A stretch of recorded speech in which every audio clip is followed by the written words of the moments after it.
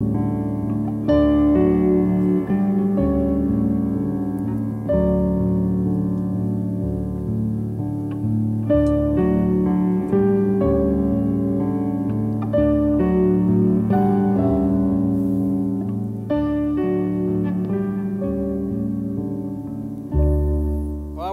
you once again to our church. If this is your first time with us, I want to introduce myself. My name is Jorge.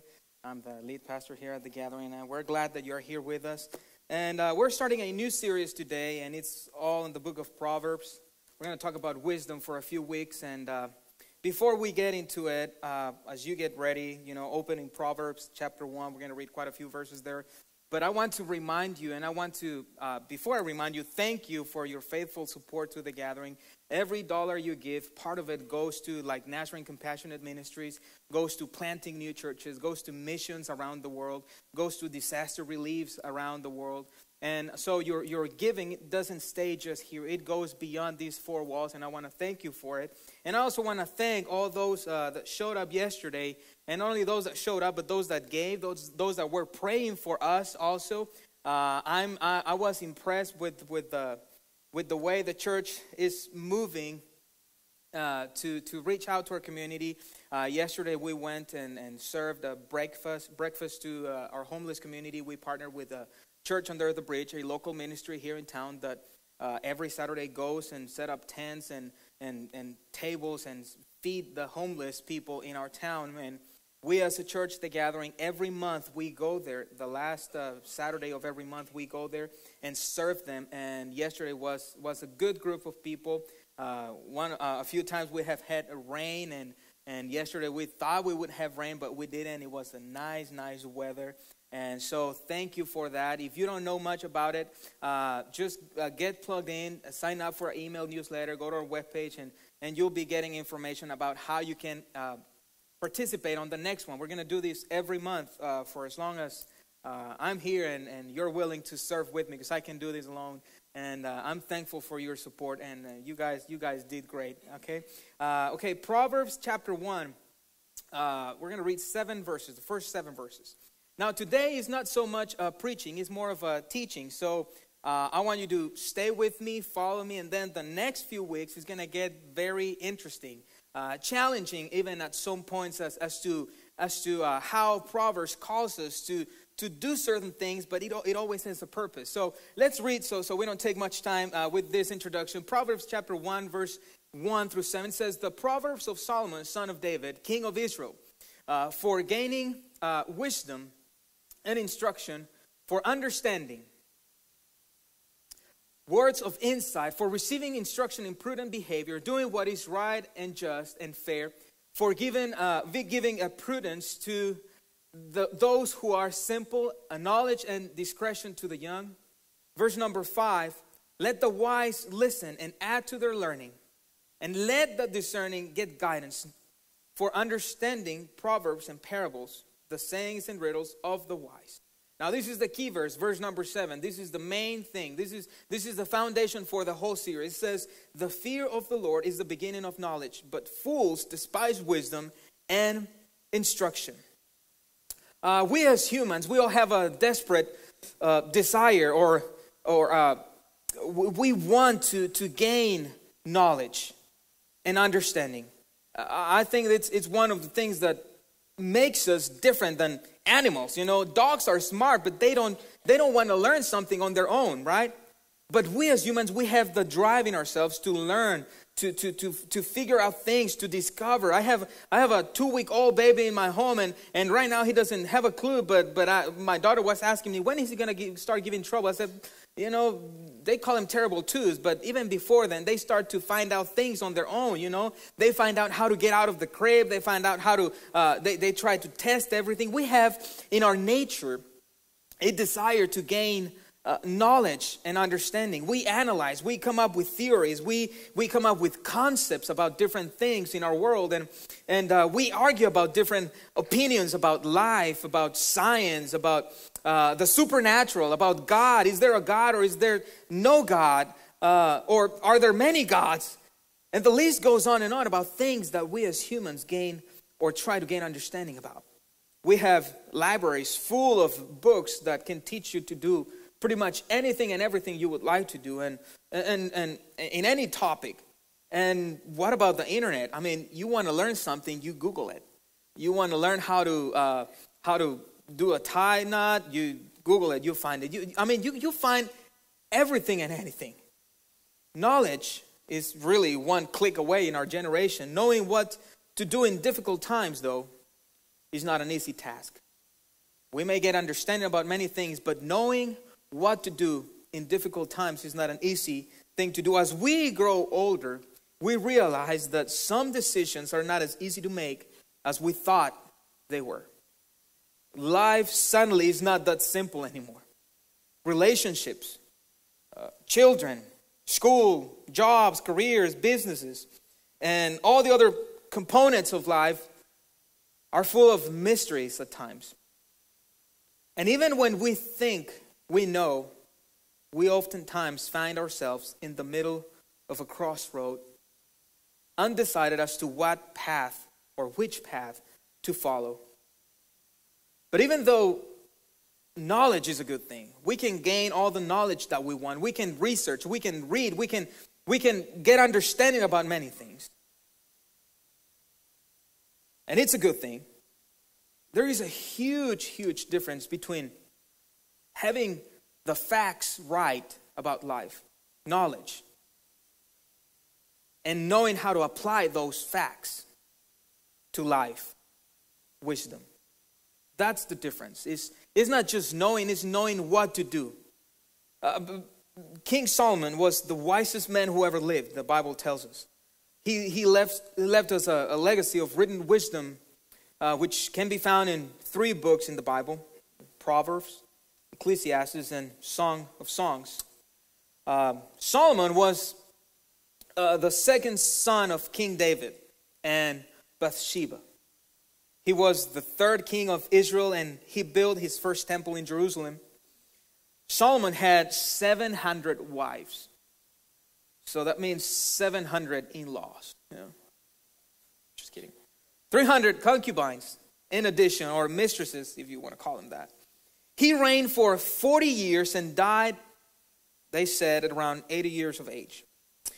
In his writing, Solomon gives us practical principles and guidelines for life. If you've read Proverbs, we will be studying Proverbs for the next few weeks. And I want to encourage you to come prepared every week, to maybe take notes. I'll do my best to try to give you something to write on. If you're not if you don't carry something to write on, I think it's needed for this specific series.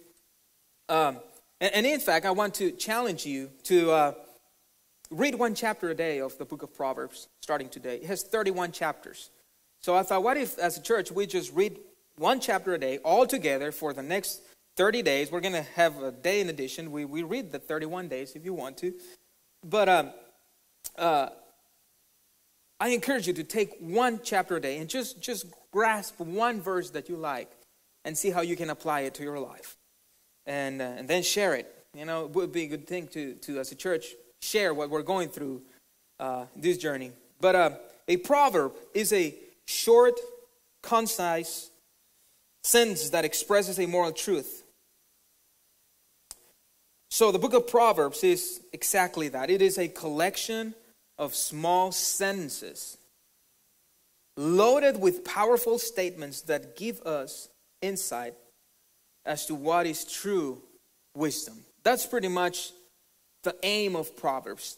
To teach us what true wisdom really is. The book of Proverbs contains hundreds of practical examples of how to live according to godly wisdom.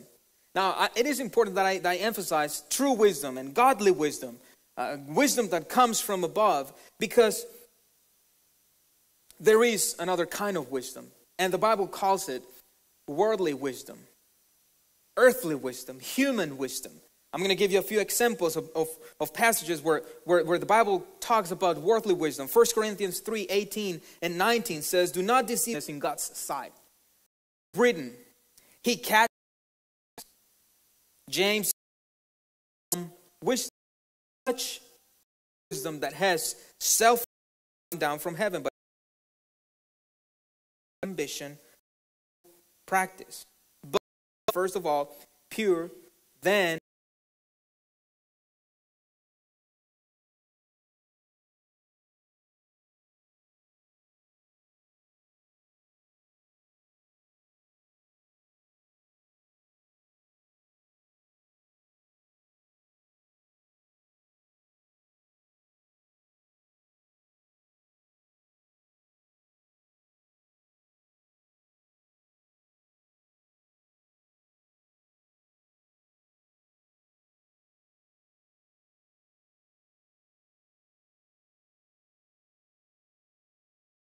most of all,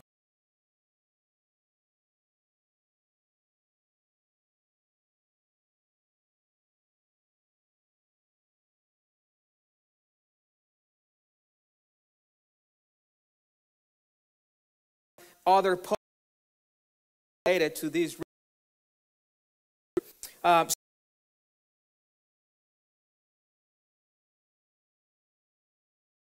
don't know if next week adjusting those, but unreliable friends soon comes to ruin. But there is a friend who sticks closer than a brother. There's a lot to say about this verse. I'm not going to. I'm just going to give you an overview quick. But Proverbs contains relationships. For grow with those friends. Today, family, you're stuck with them. I mean, you can't pick them, you know. If it's your brother, it's your brother for life. Friends, you pick him. So it takes courage not only to be a friend, but to find a friend and be willing to be vulnerable with a friend. Oh, I don't want to get in one sermon, but this is the truth about a reflection of who we hang out with. We like to think that we're our own, you know. That's who I am. I have my own personality. Now, that's not true. You are a reflection of who you hang out with. When you're growing up, you're a reflection of your family, right? Your parents did this a certain way. In fact, when you get married, you start changing a lot of things that you used to do. Of your relationship. Later on, friends forward when we speak and we shouldn't speak. 3, and I chose the NLT, and keep your, and you will stay out of trouble. In other words, how much you hold, how wise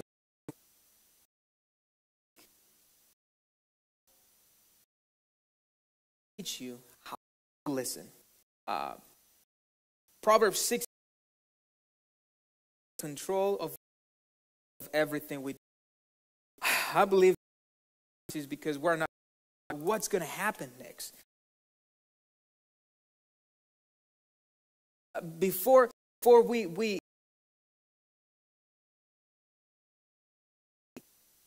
our part happens when you do your outcome. Says I will reminded in Proverbs that we must be responsible, that we work smart, you know, work good ethic with good moral. You do must be done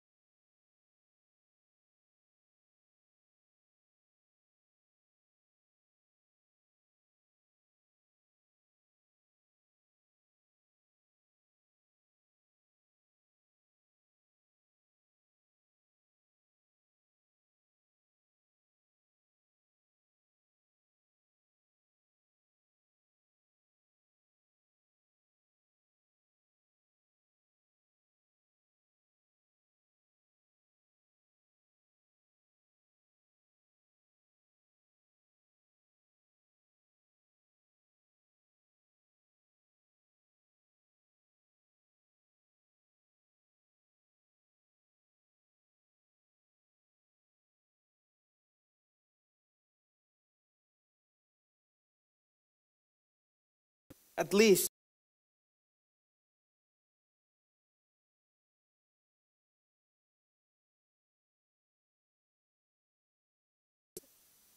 whatever you've done in the past can be forgiven and redeemed. But don't stop walking. Don't be, it's all about you. It's all about her. It doesn't matter who you, I mean, it's all about you. It's all about you. It's not about you. It's all about reflecting. It's all about giving. It's all about for His sake. Around all, in the end, you come and with dying. Whatever you have done, Solomon was redemption, and talk about it. Her, and then he's like that are in the Bible. Things that we make faith. Turn to Him. Whatever you're walking, Solomon build.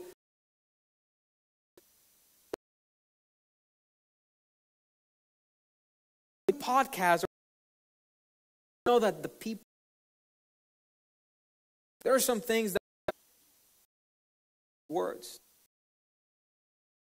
Jesus followers the knowledge and need all wisdom. Wisdom is the ability to do not only what is right. It's not just learning to do what is right, it's learning to do what is best.